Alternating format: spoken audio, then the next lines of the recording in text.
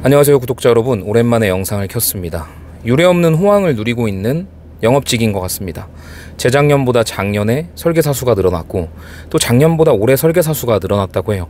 그만큼 영업 직종에 정착하는 사람들과 도전하는 사람들이 많아졌다는 반증이기도 합니다. 사실 예전에는 영업을 도전하고 100명 중에 90명 정도는 1년 뒤에 다 퇴사를 했었어요. 그런데 영업직 정착률이 늘어나고 있고 그리고 지속적으로 인구가 늘어나고 있다는 것은 물론 B코드도 있겠지만 영업 자체가 쉬워졌다기보다는 가장 어려운 가망 고객 창출이라는 것이 DB라든지 온라인 채널을 통해서 어느 정도 해소됐기 때문이라고 생각합니다. 사실 영업을 잘한다는 건 선택받은 사람들의 몫이라고 생각을 했었어요. 왜냐하면 가지고 있는 지인 인프라나 가지고 있는 인간관계로서 영업을 해나가던 게 옛날 방식이었기 때문에 그런 부분조차도 이루어지지 않았으면 개척을 나가든지 고객 발굴을 직접 발로 뛰면서 해야 됐기 때문에 그 부분부터 고배를 마셨던 게 대부분이거든요. 실제로 영업 여기 있는 사람들도 그 부분에서 벽을 느끼고 그만둔 사람도 제가 스쳐 지나간 사람들 중에서도 굉장히 많습니다. 그 사람들이 지금 환경에서 영업을 도전했다면 아마 그렇게 쉽게 그만두지 않았을 수도 있어요. 거두절미하고 이렇게 가망고객 창출이 해소된 영업시장에서 우리들은 그것이 너무 당연해진 나머지 영업 자체에 대한 노력을 기울이지 않고 있다는 점이 우리가 가장 생각해봐야 될 기본적인 부분이라고 생각을 합니다. DB도 그렇고 온라인도 그렇고 여러가지 영업 채널이 모두 마찬가지겠지만 설계사들이 많아짐에 따라 경쟁률이 올라가고 있어요. 경쟁률이 올라간다는 건 나한테 상담을 받은 사람이 나와 상담하기 전에 여러 명과 상담을 받아봤을 수도 있는 상황이고 그리고 나를 만나고 나서도 여러 명을 만날 수도 있다는 상황이기도 합니다.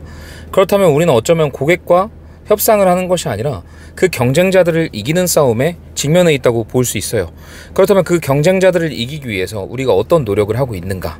당연히 설계를 잘 해주고 고객들한테 이득이 되게끔 비교 분석을 잘 해가지고 고객의 이득이 되는 관점으로 설명을 하는 게 맞겠죠.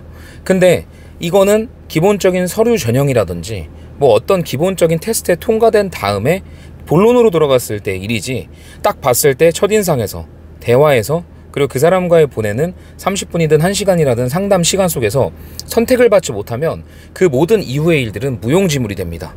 그래서 1차 미팅을 하고 2차 미팅까지 상담이 이루어지지 않는 분들의 가장 큰 문제가 바로 1차 미팅에서 신뢰감이나 호감이나 인간적인 부분에 대한 호감을 얻지 못했기 때문일 가능성이 높아요.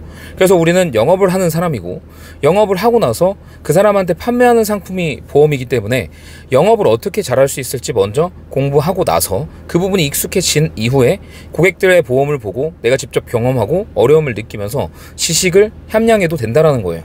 만약에 내가 영업을 하고 있는데 영업 잘하는 사람들이 쓴 유명한 세일즈 서적 10권을 안 읽어봤다. 그러면 내 노력이 부족한 거라고 생각합니다.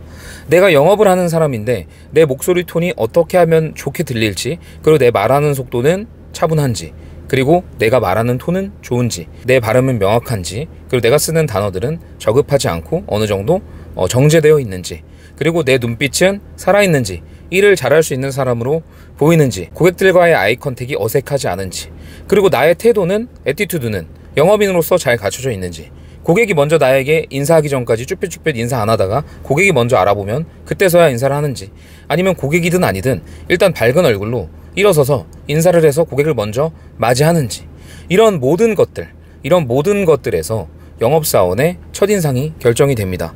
그래서 어쩌면 이런 첫인상들이 굉장히 사소한 부분부터 시작해서 디테일한 부분까지 많은데 이런 부분에서 다른 사람들과의 경쟁 우위를 갖추지 못하면 이제 점점 본론으로 들어가는 게 더 힘들어질 거라는 것이 제 생각입니다. 근데 이런 것들을 정말 괜찮게 자기 자신을 잘 정제해 놓으면 사실 영업을 잘한다기보다는 고객이 이렇게 가로막았던 너 한번 얘기해봐 이 상황에서 들을 준비를 갖추게 만드는 것이기 때문에 여러 면에서도 더 효율적인 방법이라고 할 수 있겠죠. 항상 그랬습니다. 어려운 상황에 직면했을 때는 늘 기본을 돌아봐야 했고요. 어김없이 기본이 흐트러져 있었습니다. 영업이 어려울 때, 마인드가 떨어졌을 때 가장 먼저 돌아봐야 할 것은 새로운 방법, 새로운 기술, 뾰족한 수 이런 것이 아니라 자기 자신의 마인드와 영업사원으로서의 흐트러지지 않은 태도가 잘 유지되고 있는지 확인해 볼 필요가 있습니다.